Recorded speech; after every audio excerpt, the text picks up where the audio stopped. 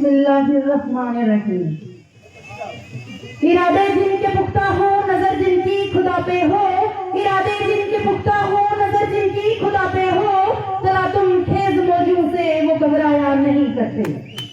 काबिले इज्जत आपके और हमारे हर दिल अजीज लीडर जनाब गौरी शंकर साहब जी और मंच पे बैठे हुए काबिले इज्जत हजरात, यहाँ के बुजुर्ग, मेरी माएं, मेरी बहनें, मीडिया पर्सन हजरात, अस्सलामु अलैकुम व आदाब। देश मेरा जल रहा है, आग लगी है सीने में। देश मेरा जल रहा है, आग लगी है सीने में। हुक्मरान सब व्यस्त है, खून गई का पीने में। तो राम मंदिर या बाबरी का पक्ष नहीं मैं लाई हूँ। राम मंदिर या बाबरी का पक्ष नहीं मैं लाई हूँ। घायल भारत चीख रहा है, चीख सुनाने आई हूँ। मैं तमाम लोगों को मुबारकबाद पेश करना चाहती हूँ कि ऐसे एजुकेटेड हजरात को आपने यहाँ से इलेक्शन कंटेस्ट करने के लिए भेजा है, क्योंकि आप वो वक्त याद कीजिए जब आप लोगों ने गलत फैसला करके यहाँ पे बीजेपी की हुकूमत को लाया था, लेकिन 70 साल पीछे मेरे यहाँ के बनी के लोग जल रहे हैं, क्योंकि आपके एक वोट की गलती से आज आपका ये हाल हुआ है। मैं आप तमाम हजरात से ये सवाल पूछना चाहती हूँ कि जिस वक्त आपको ये बोल के आपसे वोट आपकी सपोर्ट की गई थी कि हम 15 लाख नौकरियां देंगे, बताइए 15 लाख नौकरियां आपको मिली? बताइए जिस डेवलपमेंट की उन्होंने बात की थी वो डेवलपमेंट हुई? उन्होंने कहा था कि सबका साथ सबका विकास, बताइए आज जम्मू कश्मीर में कौन सा सबका साथ सबका विकास है? उसके बाद उन्होंने कहा था कि बेटी बचाओ बेटी पढ़ाओ। तो मैं यहाँ से प्रधानमंत्री जी से ये सवाल पूछना चाहती हूँ कि बताइए आज हमारी कौन सी बेटी पढ़ रही है? आज हमारी कौन सी बेटी सेफ है? अगर मैं आंगनवाड़ी वर्कर की बात करूं या फिर सोशल वर्कर, जितनी भी मेरी माएं बहनें हैं जो बाजारों में काम करती हैं, जो गांव देहात में काम करती हैं, मैं यहाँ से प्रधानमंत्री को ये सवाल पूछना चाहती हूँ, बताओ जिस बेटी बचाओ बेटी पढ़ाओ का आपने नारा लगाया था, क्या हमारी बेटियां सेफ हैं? क्या हमारी माएं बहनें सेफ हैं?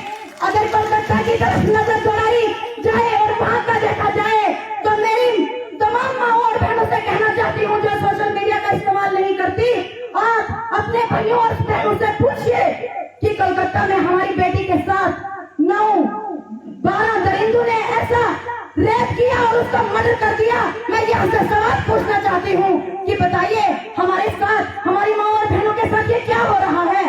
अगर आपने मजहब के नाम पे वोट लेना था, अगर आपने झूठे दिखलावे के साथ वोट लेना था, तो आपने सबका साथ सबका विकास का नारा नहीं देना था, आपने बेटी बचाओ बेटी पढ़ाओ का नारा नहीं देना था। क्योंकि आज अगर चारों तरफ हम देखें, रियासत जम्मू कश्मीर में अंधेरा छा गया है। इसका एक ही कारण है, अगर हम यहाँ से कहें आज कि मौजूदा सरकार गुनहगार है, लेकिन सबसे गुनहगार हम भी हैं जिन्होंने उनको वोट किया, उनको सपोर्ट की और आज हमें ये दिन देखने को मिला।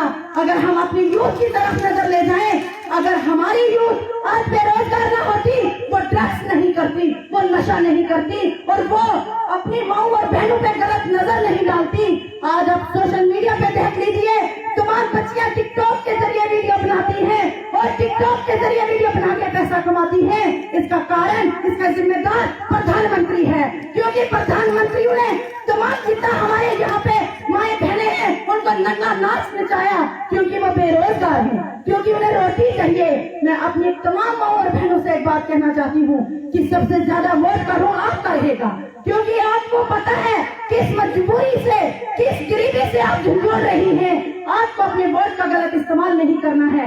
खास करके मैं अपनी बहनों से कहना चाहती हूँ कि आज एक तरफा वोट दीजिए, गौरी शंकर साहब के हाथ आप मजबूत कीजिए और इंशाल्लाह आपने तो एक दिन मेहनत करनी है, आपने ये 15 तारीख को मुसीबत करनी है इनके लिए, तो इन्होंने 5 साल आपका काम करना है। ये 5 साल मुसीबत में जा रहे हैं, क्योंकि मैं आपसे वादा करती हूँ कि जनाब गुलाम नबी आजाद सब किसी की तारीफ के मोहताज नहीं है।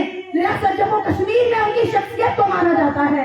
मैं आपसे वादा करती हूँ कि जब आप गौरी शंकर साहब को यहाँ से अच्छे मार्जिन में जिताएंगे तो आप हमारा भी गिरबा पकड़ सकते हैं, क्योंकि एक गौरी शंकर साहब के गौरीशंकर साहब की ये जिम्मेदारी नहीं है, ये हम सबकी जिम्मेदारी है। मैं अपनी माओ और बहनों से कहना चाहती हूँ, वो वक्त याद कीजिए जब आजाद साहब की हुकूमत होती थी और मेरी तमाम माएँ, मेरी बहनें अगर रात के 12 बजे भी बाजार जाती थी वो सिर्फ वापस आती थी। लेकिन आज मेरी माएँ बहनें दिन के 12 बजे भी अगर घर से निकलती है, लेकिन वो इस उम्मीद से नहीं जाती है कि शायद हम इज्जत से वापस आएंगे अपने माँ बाप के पास कि नहीं आएंगे, क्योंकि ऐसा अंधेरा छाया हुआ है। तो अगर मैं डोडा की बात करूं, यहाँ के तमाम हजरात शायद डोडा नहीं गए होंगे, वहाँ के बीजेपी के जो कैंडिडेट हैं वो क्या बात बोलते हैं अपने स्टेज से और अपने मंचों से, कहते हैं कि यहाँ पे डेवलपमेंट की लड़ाई नहीं है, यहाँ पे बेरोजगारी की लड़ाई नहीं है, यहाँ पे लैंड गारंटी की लड़ाई नहीं है, यहाँ पे अगर लड़ाई है तो वो हिंदू मुसलमान की लड़ाई है। अरे शेर कहती हूँ मैं ऐसी पॉलिटिक्स पे जो ये मुद्दे लेके आज हमारी पब्लिक के सामने इलेक्शन कॉन्टेस्ट करने जा रहे हैं। मैं उन्हें यहाँ से कहना चाहती हूँ कि अगर हिंदू दिल है तो धड़कन मुसलमान होगा, अगर हिंदू दिल है तो धड़कन मुसलमान होगा। जब हम दोनों साथ चलेंगे तो मजबूत हिंदुस्तान होगा, क्योंकि हमें पॉलिटिक्स करनी है, हमें राजनीति करनी है, हमें ऐसी राजनीति नहीं करनी है जिससे हमारे भाईचारे में फर्क आए, जिससे हमारी तमाम कौमें बढ़ जाए। क्योंकि जब हम जम्मू कश्मीर के लोग एक होके मुत्तहिद होके ऐसे कैंडिडेट को चुनेंगे तो इंशाअल्लाह रहमान हम सारे हिंदू मुस्लिम भाई अमन से रहेंगे, तरक्की होगी हमारे मुल्क में। अगर हम नफरतें बांटेंगे तो हम कुछ नहीं कर पाएंगे। लास्ट में मैं आप लोगों से एक शेर कह के रुखसत हो जाना चाहूंगी। या खुदा मेरे मुल्क को ऐसा निजाम दे, या खुदा मेरे मुल्क को ऐसा निजाम दे, मुल्ला बजाए घंटी तो पंडित अजान दे। या खुदा मेरे मुल्क को ऐसा निजाम दे, मुल्ला बजाए घंटी तो पंडित अजान दे। कुछ तुम बनो इंसान, कुछ हम बने इंसान, कुछ तुम बनो इंसान, कुछ हम बने इंसान। हम पढ़ ले तुम्हारी गीता, तुम पढ़ लो हमारा कुरान।